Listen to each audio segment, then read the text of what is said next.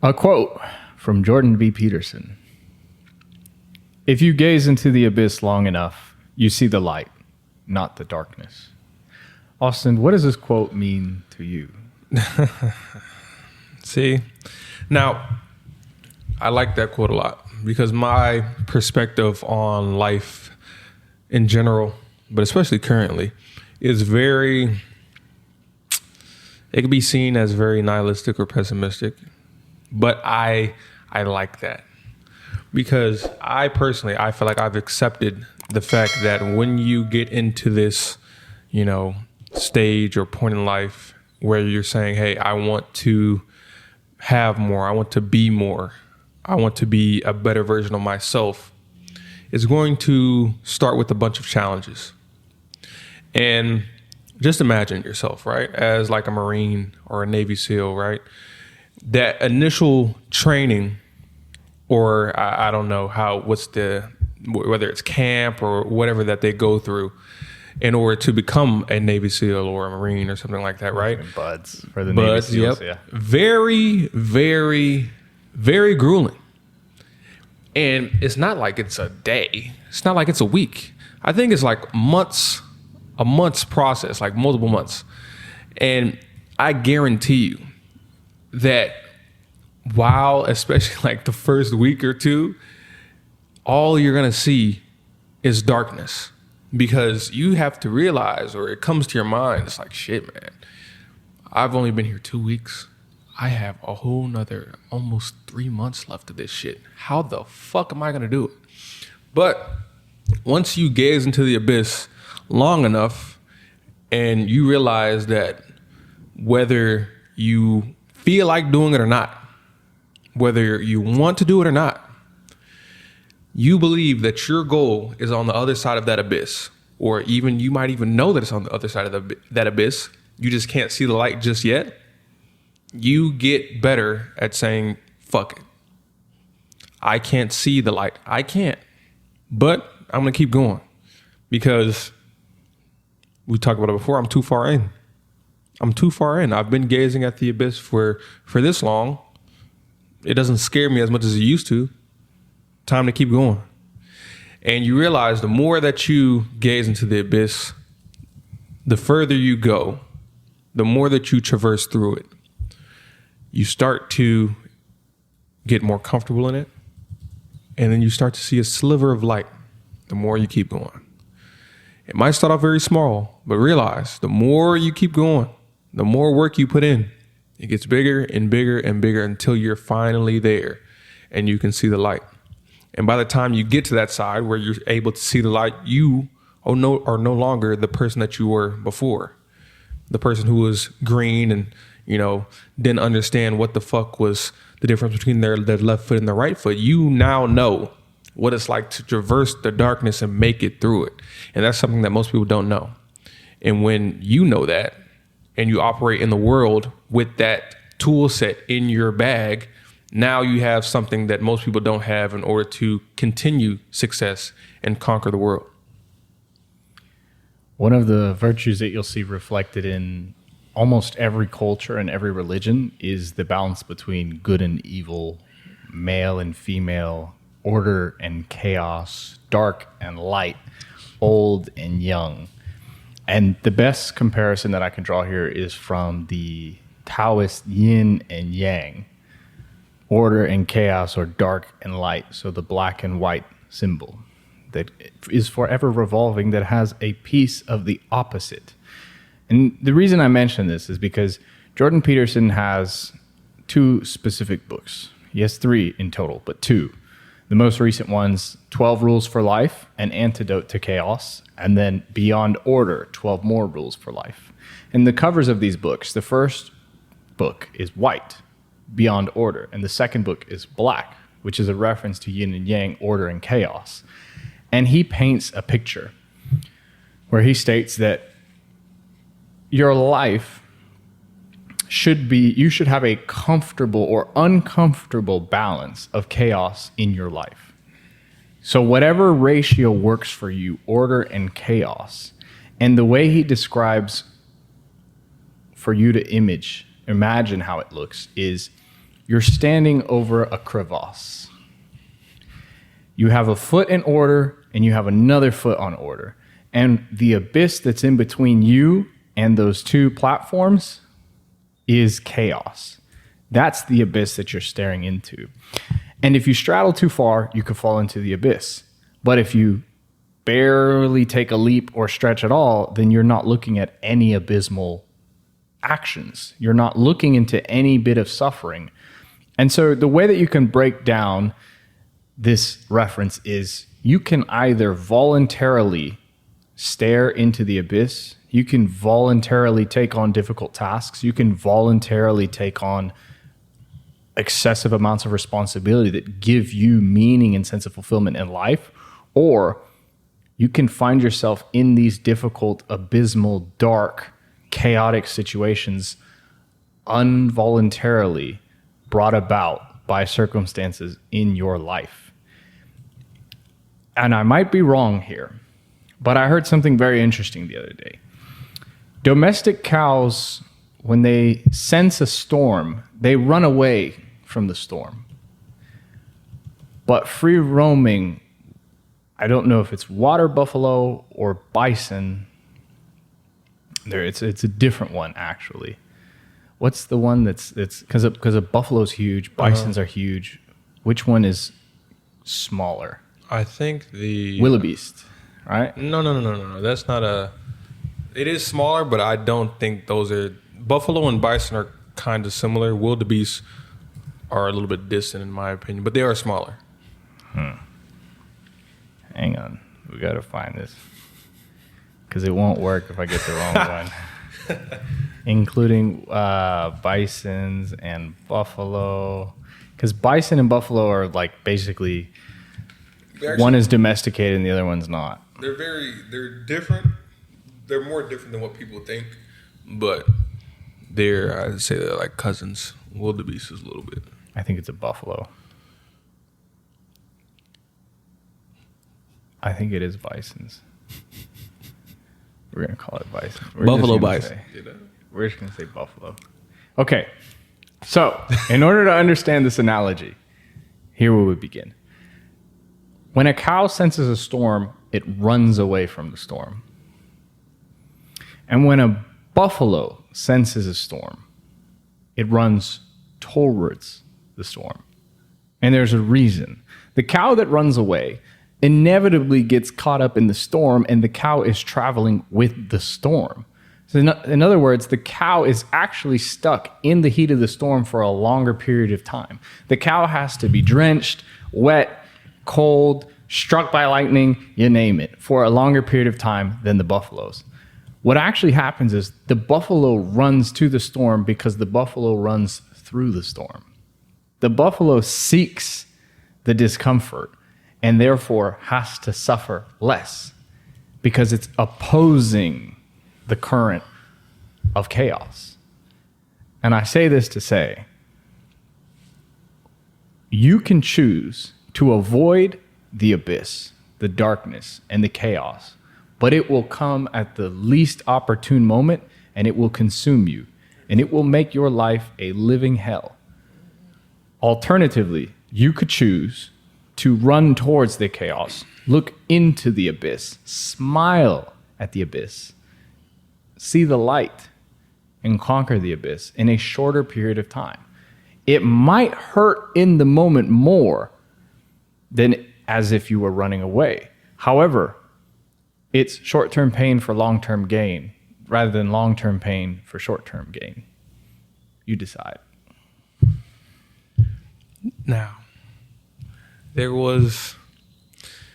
first off, let's start with this. I think we all know that one person that goes to the gym and they're there, they think that they're moving a lot of weight, and you see them there for maybe like a week or two, then you don't see them. And then they may be online talking about, man, I was working so hard. Oh, man, I was putting in so much work, and I was so sore, but I was still going to the gym and all that stuff, and then they stop, right? Now, for people like that, the ones that think that they're doing something, the ones that think that they're working hard, the ones that think that they understand the pain, the suffering, the discomfort that it takes to be truly successful in any realm of human endeavor, there's this quote that I like, and a lot of you probably will notice it. So, you think the darkness is your ally. You merely adopted the dark. I was born in it, molded by it. I didn't see the light until I was already a man, and by then it was nothing to me but blinding. Now, you might say, what the fuck does that have to do with what you just said? Let me break it down to you, right? So, when you're thinking about the darkness, which Bane spoke of, think of it as hard work, pain, suffering, discomfort, turmoil. And these are some of the things that you're going to experience if you decide to be better in life, in anything that you want. If you want to be better, this is going to come with it. This is going to be the wall that's in your way that you're going to have to knock down to get to the other side, which is your goals and aspirations, right?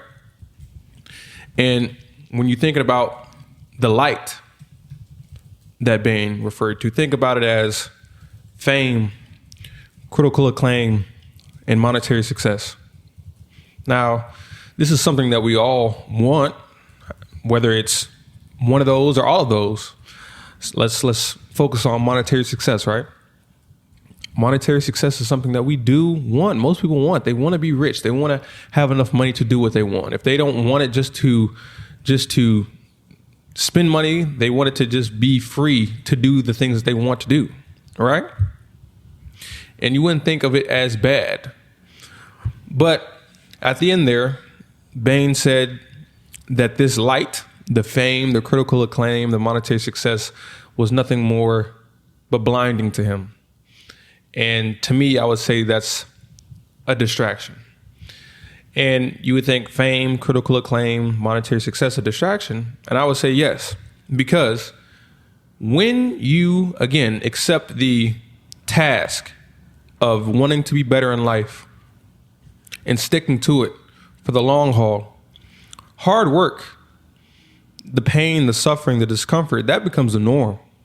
That becomes something that you get very used to. You're in it day by day. You're not going to see the light for a long period of time. You're not going to see that critical acclaim. You're not going to see that fame. You're not going to see that fortune for a long time. You get comfortable with that hard work, with that pain, with that suffering, and with that discomfort. And I think someone that really epitomizes this is David Goggins. Because though he has reached critical acclaim, some fame, and he's a millionaire by his own words, he views that as blinding. Like Bane said, that light that he's gotten now, it's blinding because he's built up a person that thrives off of that hard work, that pain, that suffering, that discomfort, that darkness, which we were talking about. He's gazed into the darkness for years before he started seeing any success like he has today. And if you have that level of darkness and you realize that, well, first off, you have to realize that you wouldn't have been able to see the light without said darkness. You have to keep the main thing the main thing. What got you there? Was it you thriving off of the light or you honing your technique in the darkness?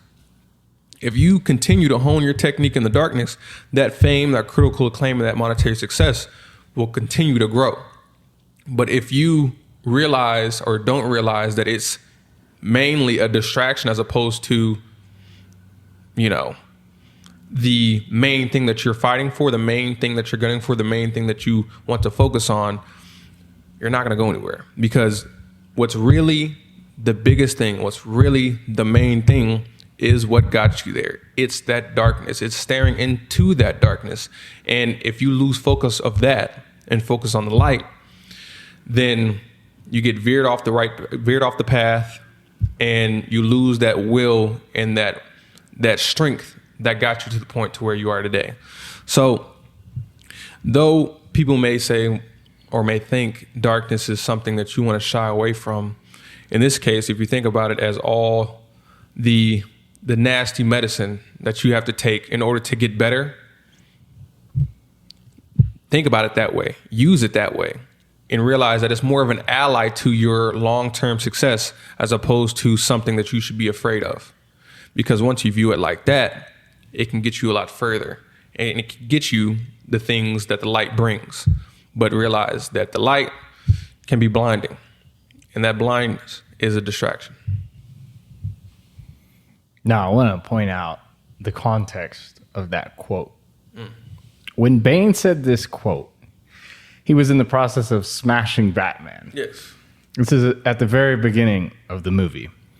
And the reason that Batman is getting absolutely obliterated by Bane is because Batman has been enjoying himself. He's been sitting on his laurels, enjoying the fruits of his labor.